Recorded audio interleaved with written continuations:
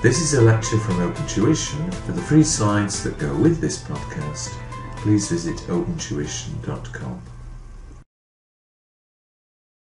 We stated earlier that shareholders own companies and they appoint directors to run the companies for the benefit of the shareholders. That is certainly the legal position, but recently people have questioned whether running companies purely for the benefit of shareholders is all that should be done.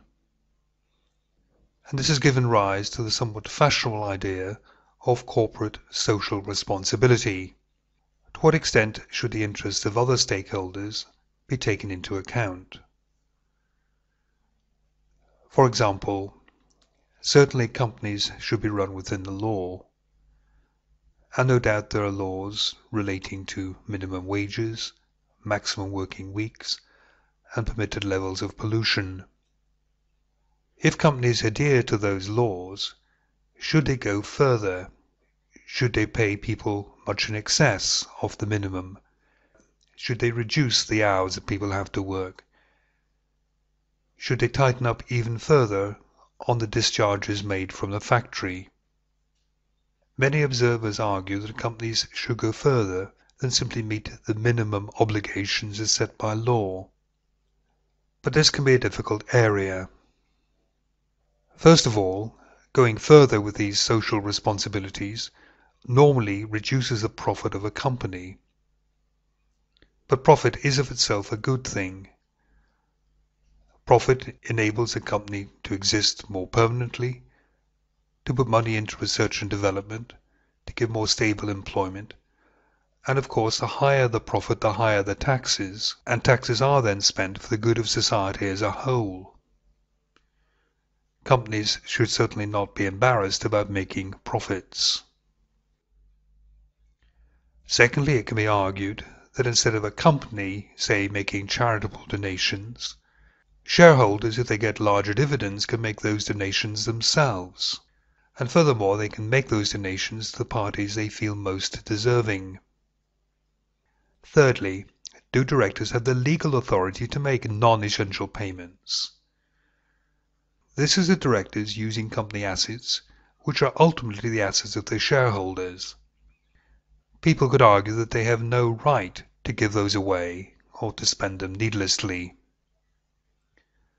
And lastly, who decides on the beneficiaries?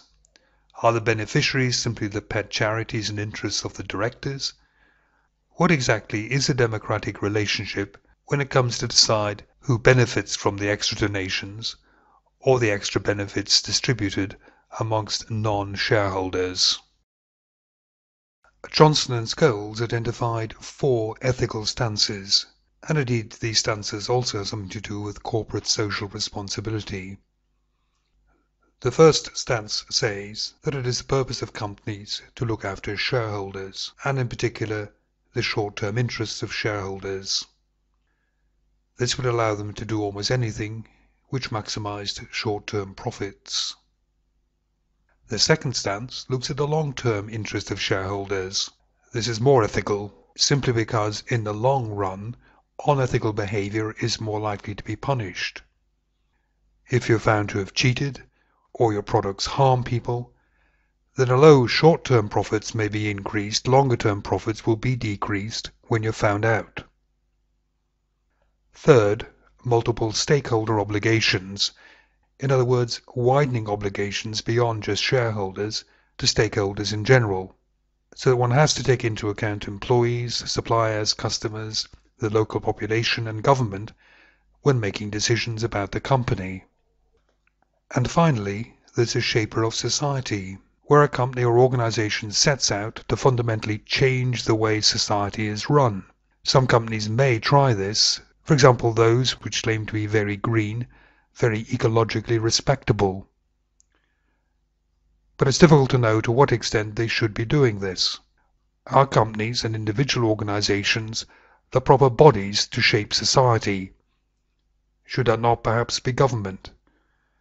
But nevertheless, there have been some examples of companies which have taken particular ethical stances and which have had a profound influence on other companies in the economy.